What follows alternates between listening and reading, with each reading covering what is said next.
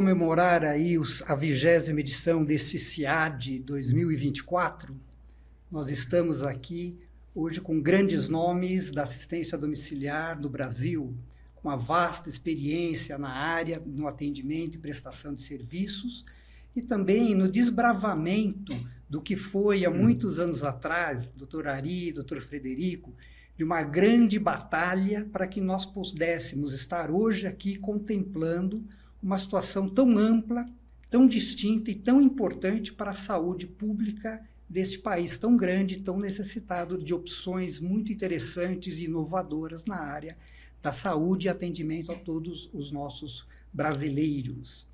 Então, nós estamos recebendo aqui o Dr. Ari Bolognese, que é sócio, fundador e conselheiro da Home Doctor. Ele é médico e já foi presidente de associações da classe, do NEAD, do CINESAD, né? E também agora inovou, também associando-se a outras empresas da América do Sul, né?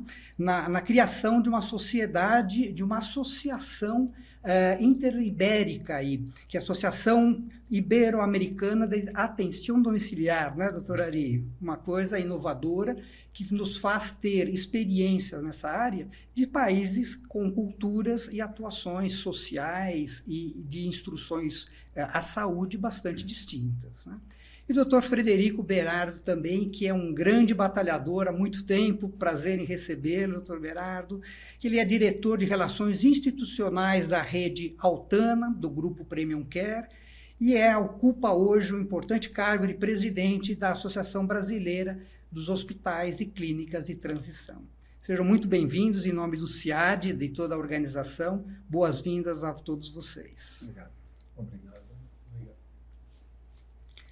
E, obviamente, nós aqui estamos e fomos incumbidos para que tivéssemos tratado a parte da assistência privada, já que nós atuamos nesse setor, e o CIAD é uma organização que está nesta vigência nas suas atividades científicas, muito associada também com o Hospital das Clínicas, aqui de São Paulo, né, com atividades assistenciais e educativas, o que nos torna bastante importante, e que serão abrangidos vários assuntos sobre a saúde pública, também em assistência domiciliar. Então, doutor Ari, doutor Frederico, e a pergunta que nós vamos, nosso bate-papo, começar. Como que nós estamos aí em relação à assistência domiciliar? Como que nós estamos, na verdade, em relação à saúde aqui no Brasil e talvez no resto do mundo, agora com essas experiências latino-americanas? Nós estamos caminhando, do ponto de vista assistencial, para o domicílio? Fica à vontade, pela sua pergunta. Nós estamos nas veredas da atenção domiciliar ainda, buscando um caminho definitivo.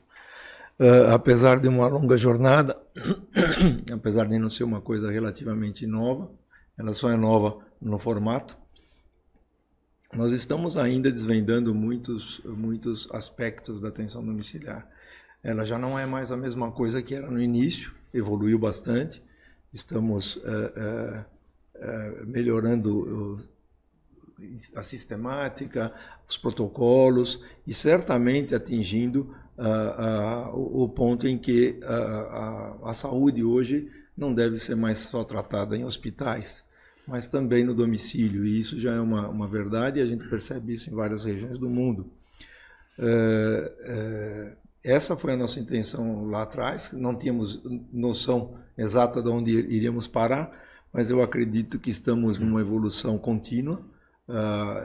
Aproveitamos a pandemia para ter uma visibilidade maior, uma aceitabilidade maior nos nossos próprios meios, e, sem dúvida nenhuma, o futuro vai abranger muito a atenção domiciliar. Sua opinião, doutor Frederico? Eu faço coro com a fala do Ari aqui. Eu acho que a gente está assistindo, né, uma mudança no padrão de assistência à saúde no mundo inteiro e muito em função da questão da incorporação da tecnologia, né? A incorporação da tecnologia no campo da saúde está se dando de uma maneira bastante rápida, às vezes até rápida demais, né? Mas, de qualquer maneira, tem feito com que o setor mude, né? E uma mudança que eu acho importante, concordo com o Ari, aqui no Brasil, especialmente, quando nós atuamos, é essa retirada do foco do hospital como centro das atenções em saúde, né? Nós temos no Brasil uma visão ainda muito hospitalista, né? Tudo acontece no hospital, tudo precisa ser feito no hospital. E a gente tem observado ao longo desses anos que não é assim, né? Não precisa ser assim, não deve ser assim, né? O nosso setor, que é o setor de hospitais e clínicas de transição, que tem uma história mais curta do que o setor de atenção domiciliar, nós estamos aí por volta de 20 anos no mercado, nós temos procurado de todas as maneiras fazer com que essa cultura hospitalocêntrica mude e todo o complexo de assistência da plataforma de serviço de saúde seja utilizada de maneira correta por quem comanda e de maneira correta, obviamente, pelo paciente, né? Então, eu acho que no nosso setor, que é o setor que a gente considera como setor extra-hospitalar ou pós-hospitalar, é um setor que tem tudo para crescer e tem muito ainda para contribuir no sistema de saúde brasileiro e na América, no mundo, com toda certeza. Um país tão grande como o nosso, com as diferenças sociais, a questão urbana versus campo, nós temos área para expandir e fazer com que todos aqueles programas que possam ser contemplados durante o período assistencial, nessa jornada do paciente, possam ser feitos de diferentes maneiras. Ou seja, a gente é um país muito grande, né? A gente está levando isso para o domicílio, mas nós temos diferenças culturais, nós temos diferenças sociais, de infraestruturas locais. Como que a gente está encarando este desafio, que pode ser um desafio? Quando a gente fala em hospitais de transição ou clínicas, nós temos estruturas bem definidas, mas quando nós estamos adentrando no domicílio e prestando assistência, a coisa às vezes muda de figura, não? Não, sem dúvida, André. Mas eu acredito que em diferentes patamares de complexidade, nós conseguimos atingir a meta de prestar atenção domiciliar onde quer que o paciente esteja residindo. Principalmente hoje, com o avanço da interação humana com as mídias sociais, com o aspecto web, o aspecto internet, que está funcionando de maneira extremamente abrangente, já vista aí a disseminação pelo nosso interior, através da Starlink, principalmente, do acesso de grandes, pequenas cidades, aliás, e até fazendas ou comunidades ribeirinhas ou até pequenos sítios do interior onde não havia sequer um telefone. Hoje eles conseguem estar acessíveis através dessa tecnologia. E com isso, o aprimoramento da telemedicina ajuda muito. A medida de parâmetros físicos, sinais vitais e aparelhos que estão cada vez mais desenvolvidos, emitindo essas informações, nos permitem dar algum grau de assistência muito superior ao que era antes, quando a pessoa não tinha sequer acesso a um ambulatório, por exemplo, nem que fosse relativamente distante da sua casa. Eu esqueci de citar na pergunta anterior sobre as perspectivas em relação aos outros países. Quer dizer, nós percebemos que nós estamos mais ou menos vivendo as mesmas provações, as mesmas dificuldades, as mesmas necessidades, seja na América do Sul, seja na Espanha, e outras cidades, como outros países, como o México, por exemplo, que está vindo para se associar as IADs. Então, nós estamos um pouquinho à frente, é o que eu sinto. Um pouco mais de 30 anos investindo em atenção domiciliar, a Home Doctor completando esse ano 30 anos já, nós percebemos que ainda estamos um pouquinho na frente, através da sistemática do Chemento sobre qualidade de atenção à saúde.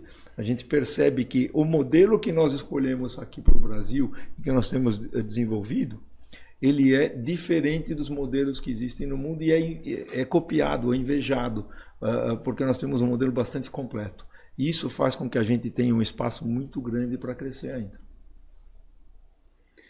Eu acho que nessa linha, o nosso setor, que é o setor de hospitais e clínicas de transição, né, como eu disse, tem uma história mais curta que o setor de atenção domiciliar, 20 anos, e do ponto de vista de abrangência, ainda é uma abrangência muito tímida, né?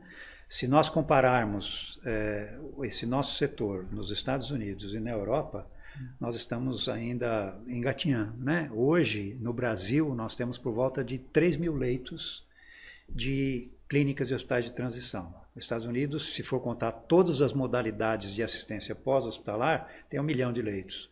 Europa, por volta de 300 mil leitos. Então, há um espaço, né, dentro da sua pergunta, André, para crescimento do nosso setor de uma maneira assim muito, muito expressiva, né? A diferença é que nós não atuamos no domicílio, nós temos uma estrutura física, né?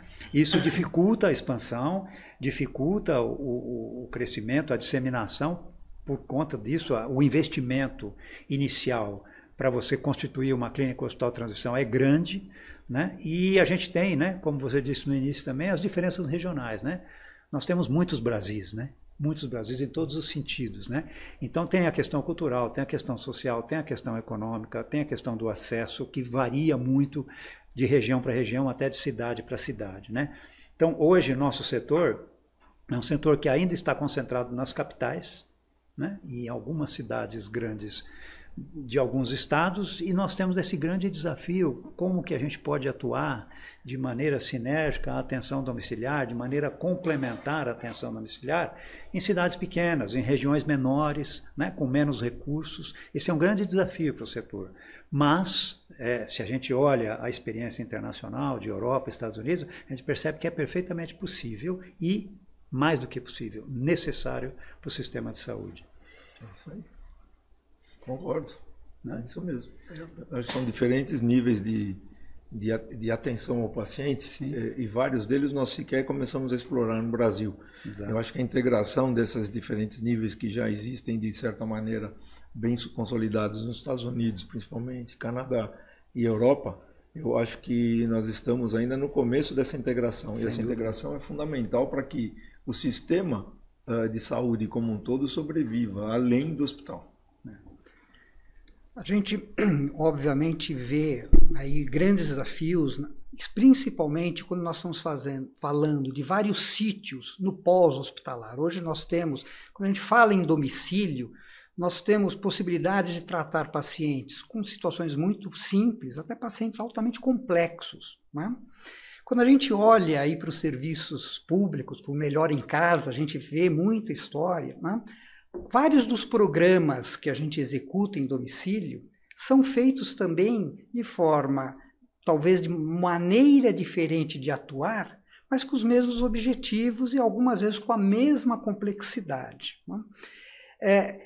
Nós aqui, da assistência privada à saúde em domicílio, nós não deveríamos também rediscutir, revisitar estes parâmetros de atendimento na qual há um excesso, talvez, de utilizações de insumos, de mão de obra, porque nós, lá no início, e eu lembro os primeiros eventos do CIAD, né, quando a gente comparava aí o grau de complexidade que as estruturas privadas estavam executando versus o que o NAD estava fazendo naquelas ocasiões com suas visitas integradas, né?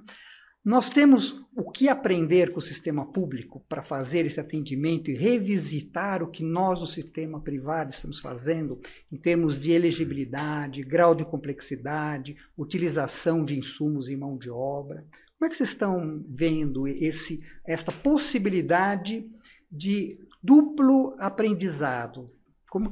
Bom, eu sempre achei que o sistema público e o privado são complementares de alguma maneira, principalmente na atenção domiciliar.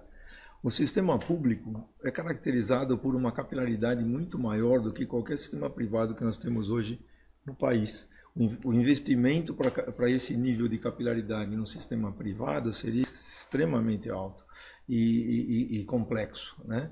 O sistema privado tem uma capilaridade muito grande, até por sua necessidade e pelo tempo de execução, tempo de gestão que já vem sofrendo, e pela necessidade de atender os diferentes rincões do próprio país. Então, eu acredito que são complementares. Um tem que aprender com o outro. Eu acho que a dificuldade, a mesma complexidade, a mesma capilaridade traz um tamanho tão grande para o sistema público que dificulta a esse sistema ter a mesma agilidade que um sistema privado pode ter no atendimento de mais alta complexidade, no atendimento tipo internação domiciliar e alguns atendimentos de urgência e emergência que o sistema privado faz de maneira mais eficaz. Mas, ao mesmo tempo, a abrangência ela tende a ser maior no sistema público. Então, esse aprendizado é importante. Lembrando que, até pela nossa legislação, o sistema público e o sistema privado são tratados de maneira diferente. Onde o sistema privado tem inúmeras obrigações a que ele não pode fugir, e o sistema público tem obrigações, mas que consegue ter o poder público ao seu lado, direcionando muitas das situações para o que é possível ser feito, em contrapartida no sistema privado não. Cumpra-se e ponto final. E isso faz com que haja uma dificuldade muito grande em equacionar custos, gastos de uma maneira geral, e às vezes até coibir os atendimentos ou tratamentos desnecessários. O que eu quero dizer com atendimentos desnecessários? Hoje em dia, muitas vezes, uma pessoa leiga recebe uma informação todos os dias pela mídia sobre inovações, sobre novas tecnologias, novas terapêuticas que são aplicadas, mas de maneira muito parcimoniosa pela comunidade médica, pela comunidade da área de saúde, e que o leigo não tem condição de discernir. Se não criarmos critérios muito específicos para que aquelas terapêuticas, aqueles protocolos sejam limitados aos casos em que trarão resultados, nós vamos ter, no geral, uma universalidade de gastos e não de resultados. Então, nós precisamos tomar muito cuidado, aprender nesse sentido, mas também o sistema público e o próprio Estado precisam aprender que o direito à saúde universal, ele não é todo tipo de tratamento para todo mundo, e sim para aquele que necessita. Senão nós temos um desperdício em vez de melhoria de resultados. Concordo plenamente nessa linha que o Ari está colocando, né? A gente tem um sistema único de saúde com uma concepção excelente, né? Um sistema muito bem concebido, muito bem construído, inclusive serve de exemplo para outros países na construção do modelo assistencial, né, de saúde de acesso universal. Eu acho que é um dos grandes países do mundo, é o único país que tem acesso universal, né? Mas que não consegue dar conta de toda a complexidade, principalmente com esse avanço tecnológico. E aí o setor privado tem que entrar, e tem que entrar de uma maneira colaborativa, de uma maneira de integrar, para que a gente possa realmente ter um sistema único de saúde com o setor público convivendo com o setor privado de maneira colaborativa mesmo, harmônica, colaborativa mesmo, né? E dentro dessa linha que o Ari estava colocando, você tem essa questão, né, dos tratamentos e das opções de terapêuticas cada vez mais diversas, cada vez mais caras, sendo incorporadas e muitas vezes sem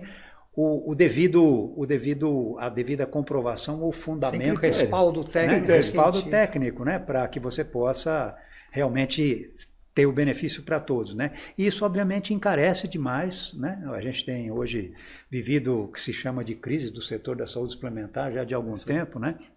As operadoras de saúde num momento, eu diria, delicado, né, desse crescimento, e a gente, eu acho que a gente deveria explorar um pouco mais essa associação, essa cooperação entre o setor público e o privado, né, com as modalidades que já existem, né, as organizações sociais, as parcerias público-privadas, a transferência de tecnologia e, de novo, né, pensando nesse Brasil diverso, nesse Brasil continental.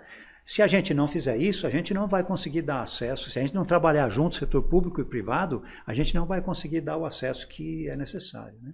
Está feito o convite para que nós possamos estar trabalhando em conjunto e organizando aí esse setor da melhor forma possível. Bem, tudo que nós estamos comentando, todo esse trabalho e todas essas oportunidades para que nós estejamos prestando assistência dentro dos diferentes níveis de complexidade, dentro dos diferentes nichos de atendimento, né? Hoje, dentro dessa jornada do paciente, que vai desde da prevenção, programas de atendimento em domiciliar, gerenciamento de pacientes com doenças crônicas, a reabilitação, a instrumentalização para que pacientes possam de mais alta complexidade permanecerem aí um período institucionalizados, né?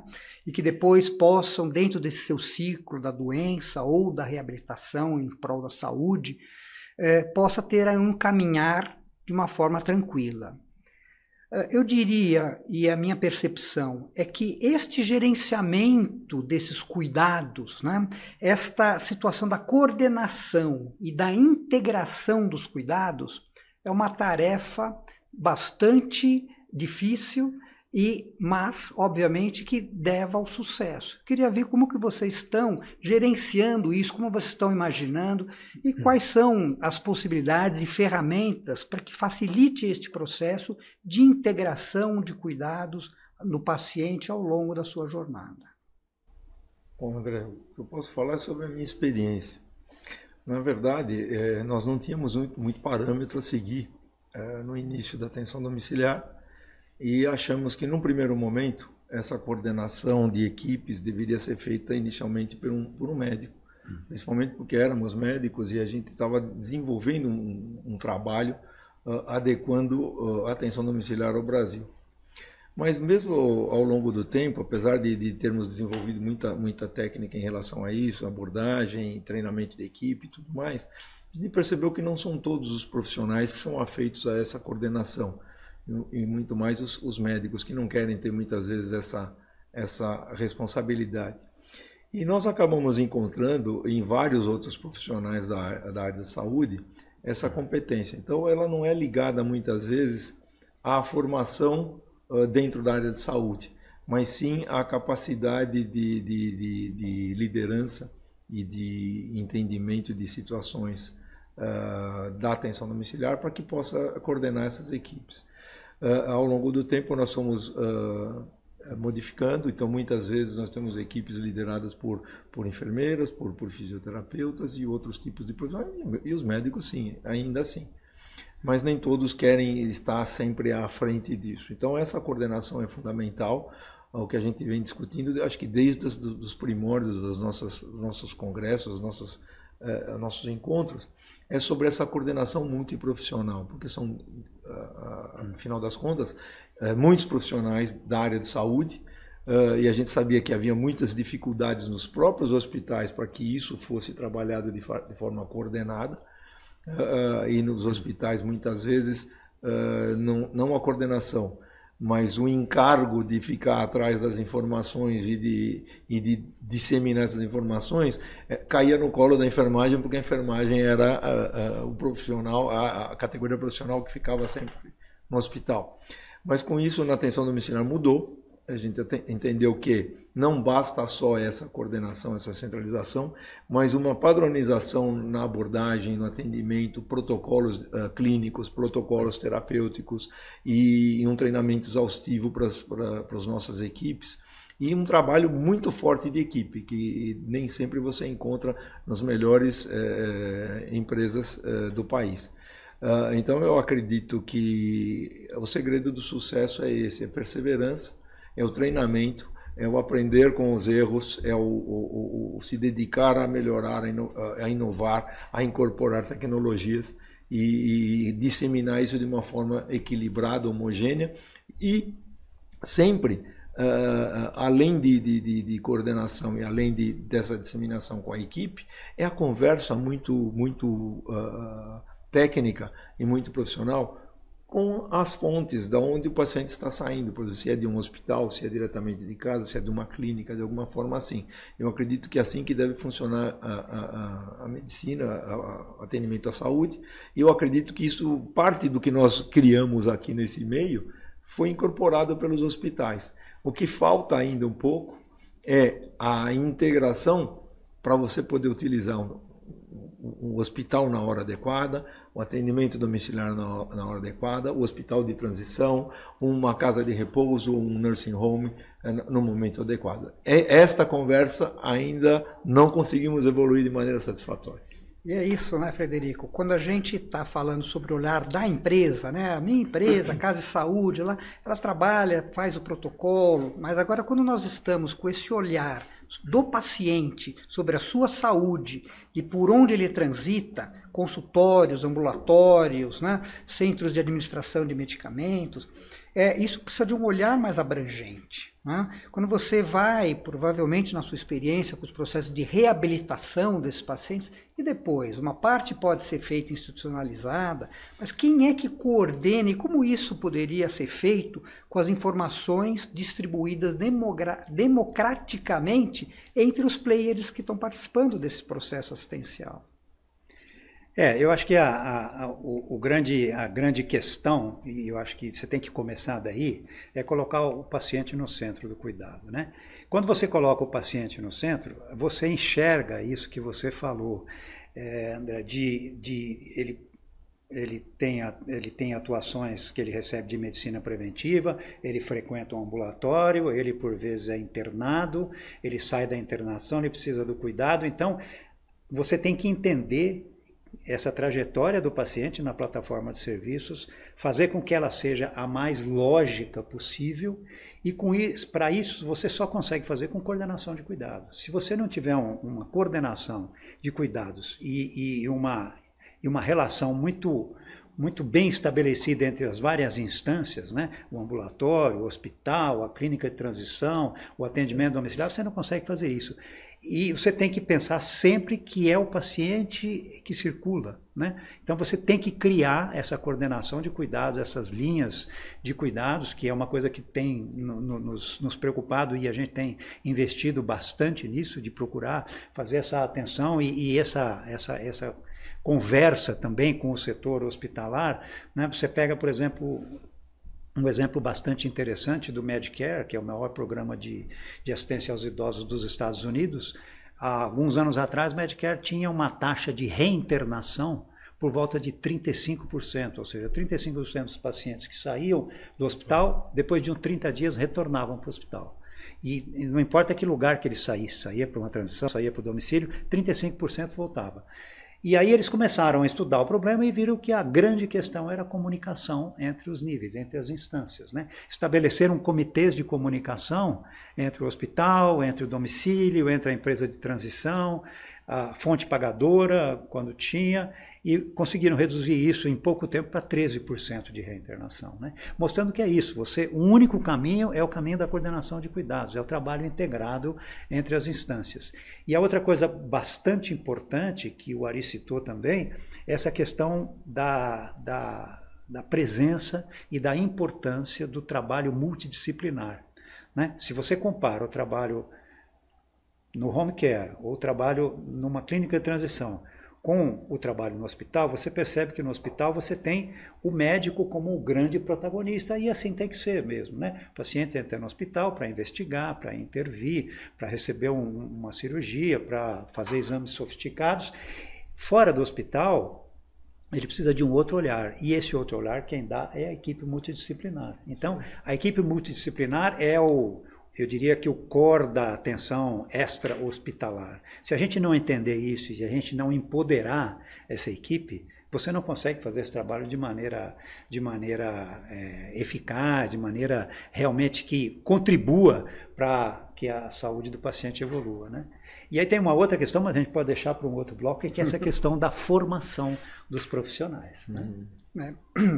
Que eu ia abordar agora. A gente fala muito em tecnologia, mas o pessoal brinca, é o peopleware, né? Ou seja, nós estamos aqui no CIAD. O CIAD está ligado a um hospital universitário, né, de formação médica. Nós temos a USP com formações aí nas diferentes áreas da saúde. Ari e Frederico, nós estamos aqui há muito tempo nessa área e diversas discussões sobre o tema profissionais atuantes em assistência domiciliar sempre foram assuntos de debates acalorados, né? Nos diferentes níveis, dos técnicos de enfermagem. Nesse nosso processo e com essas novas exigências, seja do mercado, seja dos processos assistenciais, sejam dos órgãos que estão dando certificações, né, internacionais, com visões e critérios que foram tropicalizados, mas que requer robustez na sua gestão de processos, né? Como é que nós estamos vendo essa mão de obra? Por quê? Porque nós temos efetivamente pessoas que trabalham ligadas ao paciente e à assistência diretamente, mas hoje nós temos uma leva de profissionais que estão alocados em cargos de gestão. É a gestão da enfermagem, da fisioterapia, da nutrição, da fono, para que eles observem com um olhar atento nas necessidades de um plano assistencial acurado versus a demanda que a empresa tem que ser, racionalizando custos, gerando processos bem definidos e trabalhando, óbvio, dentro de uma norma em que algumas vezes é o próprio comprador de serviços nossos que estipula. Nós estamos progredindo, nós estamos conseguindo, seja nos bancos universitários ou nas próprias empresas como fontes treinadoras dessa capacitação, elevar esse nível e estender e dar este olhar um pouco mais amplo a esses profissionais? Olha, André, na minha experiência, eu acho que nós estamos conseguindo, mas de uma forma muito lenta ainda. Eu trabalho nesse ponto principalmente com faculdade de medicina. Há uns 12 anos nós temos um curso extracurricular na faculdade de medicina do ABC, que é atenção domiciliar. E no começo ele era encarado mais como para preencher quesito, na verdade, né? A partir da pandemia, nós notamos uma diferença muito grande, uma adesão muito grande. Os alunos começaram a participar de maneira muito direta, com um volume grande de alunos, presencialmente, ou seja, ou por virtual na época da pandemia. Mas assim que foi possível, eles começaram a nos acompanhar em visitas domiciliares e ficaram encantados. Quer dizer, muitos deles tomaram a dimensão, o cuidado, o contato com a dimensão do que é a atenção domiciliar nesse momento. E um outro ponto que muda nessa mesma pandemia é a intercolaboração de equipes de hospital, de clínicas e de home care ou de outras equipes.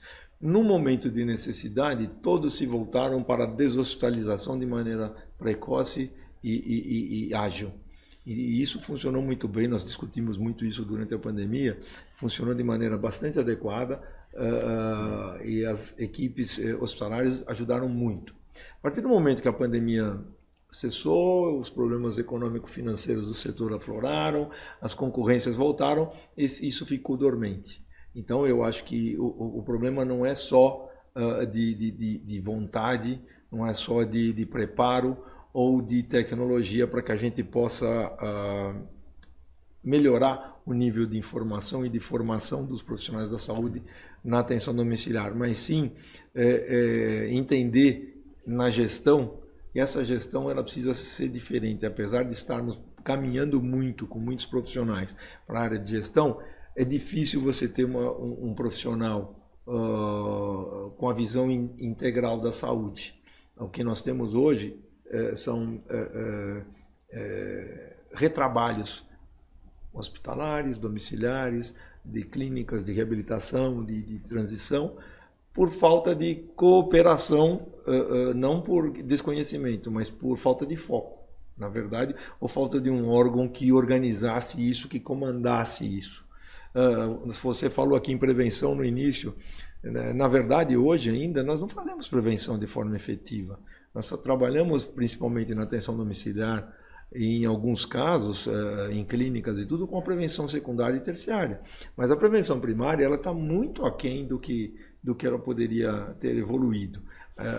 Não há, apesar da narrativa, não há um interesse efetivo em privilegiar a prevenção na forma de prestação de serviço, ou de pagamento, ou de recepção. Nós ouvimos muito sobre isso, temos as empresas acreditadoras, que falamos aqui, mas, na verdade, no Brasil isso não conta no final dá conta, vamos dizer assim. Isso não tá sendo pontuado. Então, tudo isso é uma forma de mudança de comportamento, de mudança de visão e de abordagem na saúde. Eu acredito que a atenção domiciliar, os hospitais de transição têm uma capacidade imensa de fazer isso ser possível, até para poder desaguar, vamos dizer assim, a quantidade de pacientes que buscam um hospital e poder prover leitos, mas ainda nós estamos longe desse entendimento adequado, seja pela fonte pagadora, seja pela prestação de serviço no hospital, seja pela prestação de serviço ambulatorial. Então eu acho que é um ponto muito importante a ser trabalhado. Eu acho que essa questão do aprimoramento do profissional que trabalha, né, na assistência domiciliar ou nas clínicas de transição é uma questão fundamental, porque o que a gente observa nesses anos todos, eu acho que o Ari também tem essa visão, é que já existe um corpo de conhecimento específico acumulado que diferencia o profissional que trabalha numa assistência domiciliar ou numa transição do que o profissional que trabalha no hospital ou no ambulatório. O que o fisioterapeuta faz numa clínica de transição é diferente do que ele faz no hospital, que por sua vez é diferente do que ele faz no domicílio, né? Então, além dessa questão da gestão, que o Ari colocou muito bem, né, de você evoluir nesse trabalho de gestão, você tem a questão técnica, de formação técnica dos profissionais de saúde que atuam no setor extra-hospitalar. É uma expertise diferente, deu para perceber nitidamente ao longo desses anos. Tanto é assim que hoje já vai ser lançado agora no início do ano, vou dar um spoiler aqui, um curso de especialização em medicina de transição, para médicos ainda, mas que em breve deve se estender para os outros profissionais de saúde. E nós, no nosso grupo, na Rede Altana, nós temos já recebido estagiários, residentes de geriatria, de faculdades de medicina, como estagiários, para poder dar a conhecer o que é uma clínica de transição. O que você faz aqui na clínica de transição, você médico, fisioterapeuta, psicólogo, fonoaudiólogo, é diferente do que você faz no hospital. Isso precisa ser adquirido, esse conhecimento, e a gente tem que transmitir. E uma outra questão bastante importante que eu vejo para poder possibilitar, né, o crescimento do setor é a questão da pesquisa, né? E essa questão de você construir conhecimento, né? Pesquisa dos resultados que a gente ofere nos nossos trabalhos, né? Os resultados, publicar esses trabalhos. A gente tem muita publicação, muito pouca publicação no Brasil, né? Os Estados Unidos e a Europa já têm um volume grande de trabalhos científicos que mostram, né, a eficiência e o resultado, né, do trabalho extra-hospitalar. Aqui no Brasil a gente tem muito pouco, a gente tem que investir nisso, a gente tem que investir no tripé, que é muito caro para a universidade, para os centros universitários, que é assistência, ensino e pesquisa, né? A gente precisa investir nessas 3 áreas. Isso aí. A gente sempre tem esse desafio, né? E o CIAD, inovando sempre, ele vai trazer aí grandes oportunidades de aprimoramento, tanto do ponto de vista de um olhar gerencial, quanto nas suas oficinas, em que vão ser programações aí científicas e atividades, para que a gente possa aí maximizar conhecimentos e ajudar na formação dessa mão de obra sedimentada, que é tão necessária, tão diferente, né? Tão escassa em alguns momentos, né? Inclusive com questões aí ligadas, que a gente já teve grandes desafios aí de como contratar esta mão de obra. Eu acho que isso hoje está numa relativa paz, né, aparentemente, mas de qualquer maneira a gente tem discutido muito, né? E fica aqui o convite para que nós possamos usar a universidade para esse discurso, para cultivar esta ciência, aprimorar os trabalhos e fazer com que essa mão de obra se sinta atraída para este setor que, como nós falamos, está caminhando para soluções em domicílio no atendimento às mais altas variações em relação a complexidades e possibilidades. Bom, 100% de acordo, André. Nós temos essa visão, num primeiro momento, lá atrás, quando estávamos aprendendo o que era uma concorrência em atenção domiciliar, até porque a gente queria garantir que o futuro não se desviasse das boas práticas e tudo mais. Então, nós não investíamos tanto no treinamento como investimos hoje. Na Home Doctor, a gente acabou se amadurecendo muito, falando que se dane criar ou formar profissionais para o mercado. Não tem problema. Esse profissional passa por várias empresas e um dia vai cair aqui. Eu quero que ele venha bem formado e não com vícios, né? A partir daí, há mais ou menos uns 7, 8 anos, nós desenvolvemos o IEP, o Instituto de Ensino e Pesquisa da Home Doctor, que é aberto a todas as pessoas que trabalham e que não trabalham na Home Doctor. E desenvolvemos ali muitos cursos, muitas palestras, e inclusive com gravação em YouTube, está disponível na web aí. Com mais de 400 aulas sobre os mais diferentes temas, e temos contribuído. E frequentemente muitos profissionais de outras empresas acabam participando desses cursos e nos abrilhantam os nossos fóruns. Nós estamos no 3º fórum esse ano, e várias empresas que são concorrentes participam, mandam trabalhos para serem premiados. Temos uma banca independente que avalia esses trabalhos. Então, nós achamos que esse é o caminho. O Frederico está certo, falou, e é isso daí. Quer dizer, a pesquisa, a produção científica, a tabulação de resultados, mostrando o que funciona e o que não funciona, é fundamental para esse desenvolvimento, para que a gente possa evoluir tecnicamente melhor. Perfeito. Bom, nós estamos abordando a questão das pessoas, né, que são, obviamente, fundamentais, importantes, tanto do aspecto técnico, emocional, no apoio às residências. A gente sabe o quão difícil para esses profissionais que atuam na área se deslocarem em cidades de grandes centros, né? Agora, a gente teve a pandemia, e depois dessa pandemia e durante a pandemia, algumas coisas e algumas ideias foram levantadas, algumas bandeiras foram içadas para que a gente pudesse procurar formas inovadoras de trabalhar, né? Uma delas foi a possibilidade até do Conselho Federal de Medicina autorizando o uso da telesaúde, do telemonitoramento. Na visão de vocês, pós-pandemia, tecnologia, agora inteligência artificial, o que quer que seja, mudou a maneira como a gente faz a assistência domiciliar, ou ela ainda possui um ar de artesanal, uma coisa que tem que ser feita de forma unitarizada e que a gente precisa, no approach, no cuidado, estar próximo do doente, tocando um ao outro? Como é que vocês estão vendo aí esse aporte tecnológico que tanto tem sido falado, divulgado, com soluções que algumas vezes nos parecem ainda extemporâneas, né? A gente estava vendo aí, discutindo hospitais agora em alguns países aí de fora, querendo trabalhar sem médico, sem enfermeira, né? Dar o comprimidinho direto na boca do paciente. Como é que vocês estão vendo tecnologia e assistência domiciliar, hospitais de transição? Acho que um tanto precoce. Na verdade, existe sim a possibilidade de incorporação de muita tecnologia. A telemedicina auxilia muito, hoje em dia, da maneira como foi padronizada. Mas, não só na atenção domiciliar, mas na saúde como um todo, ainda temos o grande volume de atenção artesanal. Porque nós precisamos 1 para 1, quer dizer, um médico não consegue atender 5 pacientes ao mesmo tempo, ou fazer 5 cirurgias, ou laudar 5 exames ao mesmo tempo, é artesanal. A enfermagem da mesma maneira, ela não consegue fazer medicação para 5, 6, 7 pacientes, ela vai fazer na hora certa, para cada paciente no seu tempo. Então existem formas de você melhorar a escala na saúde, mas não é a atenção direta ao paciente, não é o procedimento, não é a terapêutica em si.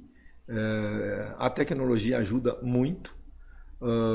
A ideia, pelo encarecimento e pela dificuldade de deslocamento de toda a equipe, seria melhorar os parâmetros de monitorização com equipamentos mais tecnológicos, mais acessíveis, web friendly, vamos dizer assim, existem já muitos protocolos, muitos serviços prestados dessa maneira. No entanto, as pessoas tendem a achar que isso é mais barato, e na verdade não é. A tecnologia no Brasil ela é muito cara, não substitui a intervenção humana no momento adequado, ela pode diminuir a permanência de contato humano em tempo, mas ela não substitui a intervenção humana. Então, ela melhora a escala nesse sentido, de menos pessoas conseguiriam dar uma atenção para um número maior de pessoas numa mesma região. Mas esse é um fator que, mesmo se você concentrar os pacientes numa mesma região, também vai trazer algum ganho.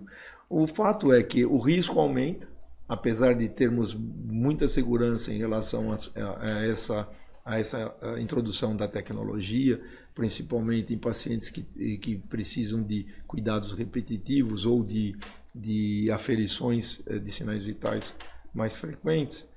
Porém, o custo disso não é mais barato, pelo contrário. Às vezes, dependendo do tipo de paciente, ele pode se tornar até mais caro pelo deslocamento, pela equipe envolvida no tratamento. Mas ainda não está sendo um ponto de relevância para quem financia o setor. Então nós temos dificuldade nessa substituição, mas é um fato em que em algum momento nós vamos ter que fazer essa inflexão, porque o número de profissionais que existem, ele não dá conta hoje de atender todos os pacientes, principalmente numa situação como também discutimos em outras épocas, como o problema de enfermagem com o piso salarial de enfermagem uniformizado por um país que tem diferenças gritantes de custo de vida e de acesso. É fato que, se não fosse hoje a necessidade que muitos dos profissionais da área de enfermagem, de fisioterapia e de outras, de trabalharem em vários empregos, em vários turnos, talvez a gente não tivesse profissionais em número suficiente para atender todos os pacientes que necessitam de cuidado, seja em hospital, seja em clínicas, ambulatórios ou até no domicílio. Então, estamos com possibilidade de avanço na tecnologia, na incorporação dessa tecnologia. Temos já resultados bons, com segurança, mas há uma dificuldade de compreensão desse tipo de prestação de serviço por parte de quem financia. Então, nós ainda temos dificuldade de mudar, de fazer essa transição para diminuir o número de intervenções no domicílio, o que é favorável também para a família e para o paciente, porque a intervenção a todo momento no domicílio também é desgastante, né?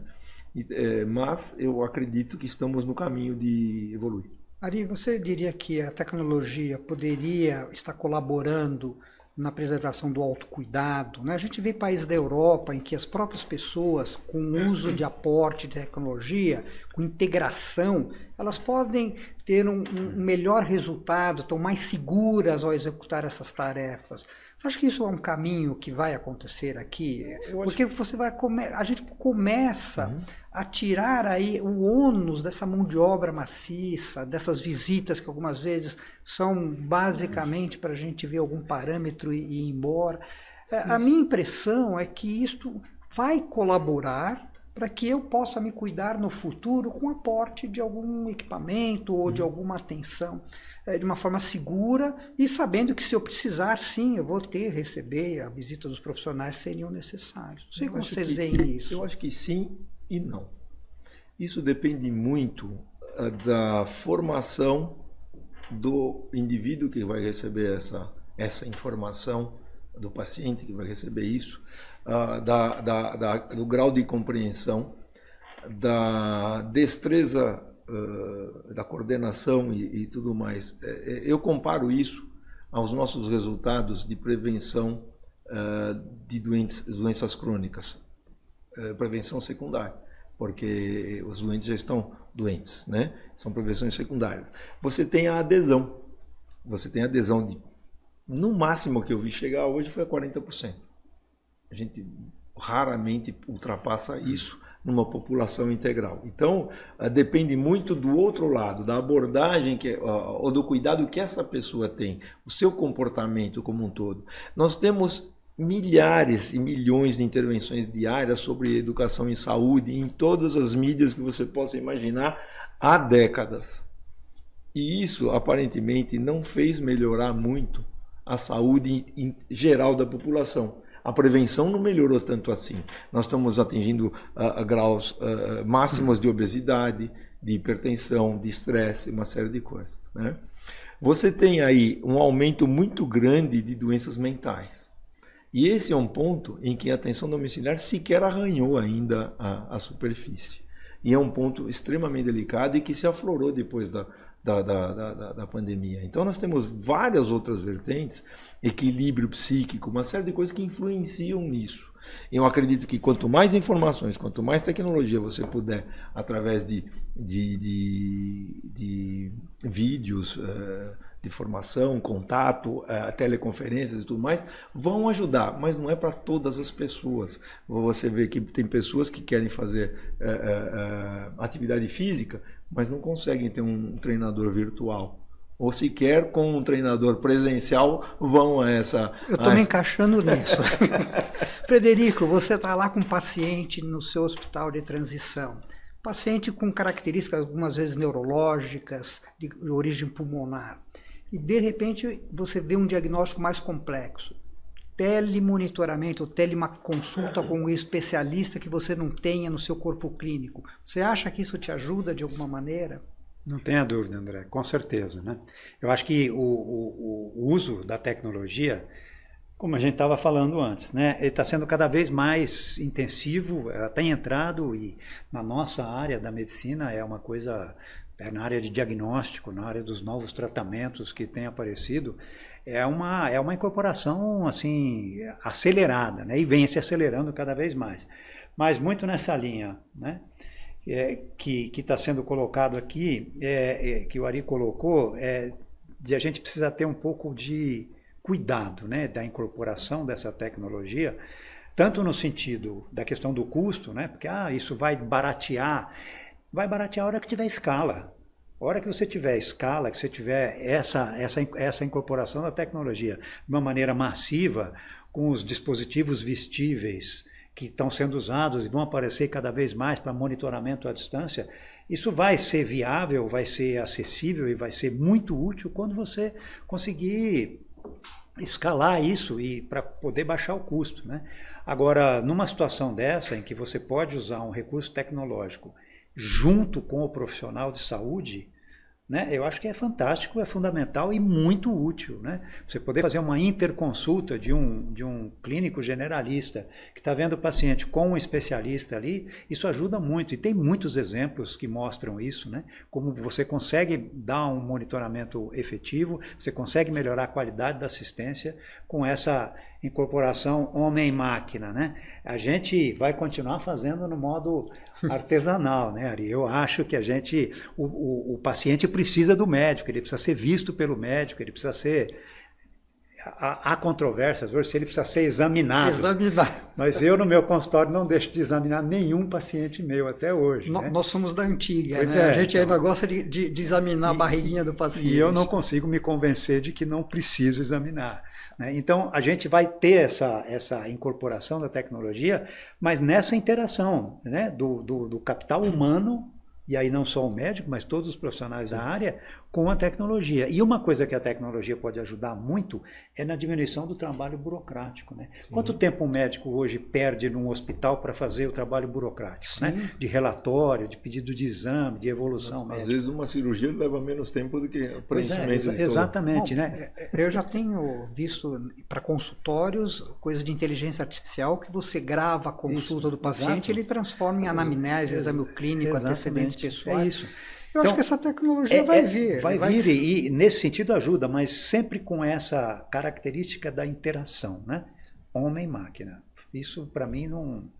Essa história de ter hospitais com médicos robôs, A gente ainda não está... Nós não estamos ainda nessa fase. Eu não estou preparado para isso. Mas o CIAD esse ano vai trazer novidades, até na sua formatação. Então, vocês que possam, façam suas inscrições, porque o CIAD ele vai ter uma parte online, inclusive, já utilizando tecnologia para que dê acessibilidade a um tão número de pessoas que algumas vezes, por conta de agendas, não conseguirão vir ao evento presencialmente, mas vão poder assisti-lo online. Então, é uma coisa espetacular que hoje o CIAD inova aí. Estamos falando de pessoas, tecnologia, mecanismos, gestão. Frederico, a parte dos hospitais de transição e de clínicas é relativamente recente dentro dessa história da assistência domiciliar. Como é que você está vendo esse momento? Como que você está analisando essa possibilidade de crescimento? A gente brigou muito lá atrás para que a assistência domiciliar tivesse algumas normatizações, fomos na Anvisa, Vigilância Sanitária, né, na própria Agência Nacional de Saúde. Como é que está esse ambiente de crescimento, o ambiente institucional, você que está presidindo a Abract? Essa é uma questão bastante importante, André. É uma das bandeiras da nossa gestão agora na Abract, é a luta pela regulamentação do setor, né? Para você criar uma legislação específica para o setor de transição hospitalar, que hoje os hospitais e clínicas de transição são regulados pela legislação hospitalar convencional. E nós não somos hospitais, nós não temos terapia intensiva, não temos pronto atendimento, não temos centro diagnóstico, nós temos unidades de internação, não temos centro cirúrgico. Então, não há razão para que a gente seja regulado e fiscalizado por uma legislação muito mais abrangente do que nós precisamos hoje no setor de transição. Então, a grande bandeira que nós temos levado nessa gestão, tivemos recentemente na Anvisa para levar essa pauta, e a Anvisa foi muito receptiva, no sentido de abraçar essa causa e de construir uma legislação que seja realmente específica, que atenda nossos interesses e permita o crescimento. Porque hoje a gente tem entraves de algumas regiões, de algumas cidades, que a vigilância sanitária não deixa nem começar o serviço porque não atende às normas do setor hospitalar. Então a gente precisa muito dessa legislação, de uma legislação própria específica, e isso sim vai dar um grande impulso para o desenvolvimento do setor. Fora esses marcos legais, hoje nós temos aí critérios de elegibilidade para falar esse paciente vai para assistência domiciliar no domicílio, esse paciente precisa ou necessita de um período de transição. Como as associações, o NEAD, há muito tempo atrás, fez impressos e fez ferramentas para que auxiliasse na elaboração desses critérios. Hospitais de transição, está nesse caminho, já tem? Como é que está esse horizonte? Estamos atrasados, né? O setor de atenção domiciliar está bem na frente da gente. A gente está caminhando para a construção de um padrão de elegibilidade dos nossos pacientes, né? Também é outra bandeira dessa nossa gestão, dessa gestão da Abract, é a construção de um instrumento próprio, específico, para que esse paciente seja analisado e a gente possa ter clareza, né, de acordo com aspectos técnicos, de que esse paciente precisa ir para a transição, ele não deve ainda ir para o setor de atenção domiciliar ou vice-versa, né? Então, essa é uma questão fundamental que a gente deve evoluir até o final da nossa gestão, da construção de um modelo próprio, específico para clínicas e hospitais de transição. Muito bom. E Ari, como é que nós estamos aí? Você que já está nessa bandeira há tanto tempo, você acha que nós evoluímos aí? Como é que nós estamos? O que nós precisaríamos progredir na sua visão? Olha, André, evoluímos muito. Na verdade, quando eu comecei a atender os primeiros pacientes em 1994, o pessoal estava risada, né? Como assim vai atender em casa? Era impensável. E era uma coisa que a minha juventude, eu via meus avós sendo atendidos em casa por médicos, quer dizer, não era uma coisa tão distante assim, né? Na minha meninice, vamos dizer assim, quando criança. Então, e hoje nós temos um sistema de atenção consolidado, amplo, atendidos por todas as operadoras de saúde praticamente. Gostaríamos que tivesse menos judicialização do que existe, mas a saúde está vivenciando isso. O que atormenta é que muitas vezes o paciente está sendo tratado pelo juiz e não pela equipe médica, né? Pela equipe de saúde. E isso atrapalha muito a saúde nesse sentido, seja econômica ou socialmente. Mas eu acho que nós evoluímos na incorporação de tecnologias, na standardização de atendimento, os protocolos de atendimento, terapêuticas instituídas especificamente para serem feitas em domicílio. Nós avançamos muito a quantidade de pacientes complexos que nós podemos atender em casa. Num primeiro momento, a ideia inicial era não atender com equipe de permanência no domicílio, mas nós percebemos que naquela ocasião, se isso não fosse feito, centenas de pacientes que poderiam se beneficiar da atenção domiciliar não se beneficiariam por não ter essa equipe. E daí foi a corrida para a gente transformar em critérios rígidos a indicação ou não dessa permanência. E nós avançamos, evoluímos, conseguimos estabelecer critérios dignos de qualidade para esse tipo de indicação. A incorporação da tecnologia tem feito melhorias contínuas. A georreferência, a geolocalização ajuda muito no atendimento de urgência e emergência dentro da atenção domiciliar e no atendimento de cada profissional, no controle de equipe, na otimização de percurso, na otimização de entregas de insumos para os pacientes. Temos que evoluir agora para esse degrau que eu estava falando para você anteriormente, a saúde mental. Nós não evoluímos nada, zero em saúde mental na atenção domiciliar, ou mesmo em alguns tipos de instituições. Pelo contrário, com o desaparecimento dos estabelecimentos de internação de saúde mental, ficamos sem opções. Nós vemos aí muitos problemas de saúde que levam a problemas sociais e a problemas da própria comunidade, por não ter à disposição nenhum tipo de tratamento que favoreça esse paciente. Então, eu acho que a evolução foi muito grande, sim. Sem polemizar, causar polêmicas, sim ou não? Devemos, uma discussão antiga, rol de procedimentos, agência nacional, sim ou não? Devemos atuar para incluir ou não, a sua visão, Frederico? Eu acho que sim, mas primeiro legislação, né? Precisamos constituir uma legislação para depois... Hoje eu acho que sim, porque está acontecendo de maneira muito distorcida tudo o que é possível acontecer. Eu acho que tem que ser incluso, mas com critérios. Os critérios, não só o procedimento, mas o critério. Para quem entende, o rol de procedimentos são aqueles rols obrigatórios que a Agência Nacional de Saúde coloca para as operadoras e gestoras de assistência de saúde, que são obrigados. A assistência domiciliar, somente a 24 horas, se for similar aí à internação domiciliar, mas ainda o restante é uma liberalidade dessas operadoras. Então, há uma discussão muito antiga e que alguns preconizam que sim, nós deveríamos agir, André, e outros que a gente... Ainda a ANS acredita que não incluiu no rol. Sim. Não incluiu. Ela diz que é uma sugestão do que deve acontecer. É uma mera liberalidade. Liberalidade das operadoras. Então...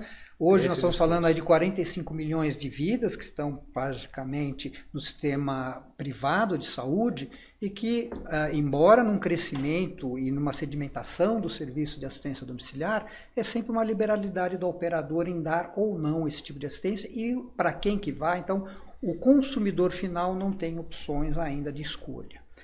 Nós estamos aqui terminando, um bate rápido. Pontos, oportunidades para a gente dentro do nosso setor e que vocês acham que um ponto fraco, um ponto forte, para que a gente faça um SWOTzinho aqui, muito rápido, Ari? Eu até comentei com você outro dia que o ponto forte é a capacidade de ter uma equipe multiprofissional dentro de um domicílio e ao mesmo tempo acaba sendo um ponto fraco que traz problemas de legislação trabalhista, uma série de coisas que podem trazer problemas a uma empresa, a continuidade de um tratamento, além de muitas vezes criar polêmicas dentro do domicílio. A oportunidade, eu acredito que seria o estreitamento de coordenação de trabalhos com os hospitais de transição, com clínicas, para que você evitasse hospitalizações desnecessárias ou obtivesse altas bem precoces, ou ainda pudesse interferir no pré-hospitalar e no pós-hospitalar, não só no pós-hospitalar. Quer dizer, se você tiver protocolos desenvolvidos por equipes hospitalares, seja de que especialidade for, conseguimos começar um pré-operatório, um pré-procedimento no domicílio, realizar esse procedimento no hospital e o mais rápido possível tirar o paciente para casa e fazer o acompanhamento, liberando muitos leitos. Eu acho que essa oportunidade é importante. E a telemonitorização no geral, eu acho que ajuda demais, além da telemedicina. Frederico, sua análise. Bom, se a gente for pensar em pontos fortes, André, eu acho que o primeiro ponto que vem à cabeça é o tamanho do mercado, né? Como eu disse no início, estamos 3 mil leitos no Brasil, frente a 300 mil na Europa, então há um potencial de crescimento muito grande, né? Então eu acho que o ponto forte é a necessidade do trabalho da atenção pós-hospitalar dentro das clínicas e hospitais de transição e essa possibilidade de você, como o Ari colocou, de deshospitalizar os pacientes que não precisam e não devem ficar no ambiente hospitalar. O ambiente hospitalar é um ambiente extremamente iatrogênico, apesar do senso comum, né, de que o hospital é o lugar mais seguro do mundo, antes fosse, né, é mais seguro andar de avião do que entrar num hospital, né? Então a gente precisa deshospitalizar porque não é saudável o paciente ficar mais do que o necessário, então a gente tem essa oportunidade de apresentar essa opção de atendimento pós-hospitalar. O ponto fraco é o que nós colocamos agora há pouco, essa questão da legislação. Isso atrapalha, né? Hoje eu, como presidente da ABRACT, recebo periodicamente consultas de pessoas do Brasil dizendo: a vigilância sanitária não quer me liberar aqui, a vigilância exigiu isso aqui, eu não consigo atender porque não há uma legislação específica. Então esse é um ponto fraco que a gente tem que investir muito para que ele deixe de ser um entrave ao nosso crescimento, né? Se você me permite acrescentar um risco que eu vejo muito grande, que está começando a ocorrer agora, principalmente em tempos de startup, é querer transformar a atenção domiciliar em um delivery qualquer. Nós somos diferentes de delivery, gente. Nós entramos na casa do paciente, nós mexemos com uma coisa muito sensível que é a saúde. É diferente de entregar uma pizza ou entregar um medicamento. É muito diferente. Nada a ver, né? Nosso papo é surpreendente porque a gente conversa, discute e sempre coisas novas vêm à tona, né? E este é o grande objetivo deste evento, né? Que esse ano, junto com a Racine, no dia 29 e 30, todos nós estaremos lá em ambientes preparados para receber a todos aqueles que querem beber desta fonte de conhecimento, no entrosamento entre o sistema público e o privado, né? Com professores e personalidades com grande interesse e conhecimento nas suas diferentes áreas, tanto da gestão quanto da assistência, né? A gente queria lembrar que dia 29 e 30 o CIAD ele vai estar com oficinas para realização de ensinamentos de técnicas na Racine e lá no Hospital das Clínicas. Então um evento híbrido também, como nós já falamos, presencial e pode ser feito online. Façam as suas inscrições, apresentem trabalhos científicos. Nós estamos aqui discutindo sobre o quão pouco nós documentamos as nossas atividades. Escrevam, participem, publiquem, porque este é um apelo que a gente vem fazendo e ainda é muito escasso o número de artigos que a gente tem, inclusive indexados em literatura, e a gente fica à mercê da literatura estrangeira, que embora agora nós tenhamos e participemos de associações que nos tragam experiências, a gente precisa mostrar o nosso resultado. Precisamos ir para os congressos e falar sobre esse assunto, tá? Então, é uma grande oportunidade para a troca de experiências. Troca de experiências como nós estamos fazendo, e é por isso, doutor Ari e doutor Frederico, que eu agradeço muitíssimo em nome do CIAD, né? A gente tem aí a grata oportunidade de estarmos aqui hoje, mas parceiros aí discutindo e fomentando esse nosso segmento que é tão amplo, tão benéfico e tão importante para o setor de saúde brasileiro. Então, eu queria agradecer muitíssimo, em nome da empresa que eu represento, a Casa de Saúde, agradecer a todos vocês, a comissão organizadora que fez esse gentil convite para que nós estejamos aqui fazendo esse podcast. Eu acho que é de interesse, ele é crescente isto, e então só nos resta fazer todo o esforço possível, né, para que essas ideias aqui plantadas possam serem desenvolvidas e que tenhamos todos sucessos nessa nossa empreitada. Eu agradeço a oportunidade, agradeço o CIAD, a Ivone, a Racine, o doutor André, o doutor Frederico, por estarmos aqui discutindo um tema que eu estou apaixonado há mais de 30 anos. Eu acho que a única forma de evoluir é participar, é discutir, debater e conhecer o setor. Então, participe. Evento CIAD, 29 e 30 de novembro. Estejam lá todos aqueles que gostam da atenção domiciliar, que querem aprender alguma coisa e evoluir. Um abraço a todos. Também agradeço bastante o convite, né? Fiquei muito honrado com o convite e fiquei muito feliz por estar participando, compartilhando conhecimento com gente que tem tanto para dar, né? E de fato, né? Congresso é uma excelente oportunidade de compartilhar conhecimento, de conhecer novas pessoas, de rever pessoas que você não vê. Apesar de toda a tecnologia, o presencial sempre é muito melhor do que a distância, né? Então, acho que participar do congresso do porte de um CIAD, né, com a tradição de um CIAD, é uma atividade bastante importante para o profissional de saúde que milita na área. Então, realmente eu acho muito importante que todos que têm oportunidade participem do CIAD e, de novo, agradeço muito a oportunidade e estou sempre disposto a contribuir. Gente, muito obrigado. Vamos lá, vamos cumprir com a nossa missão. Até a próxima. Ótimo.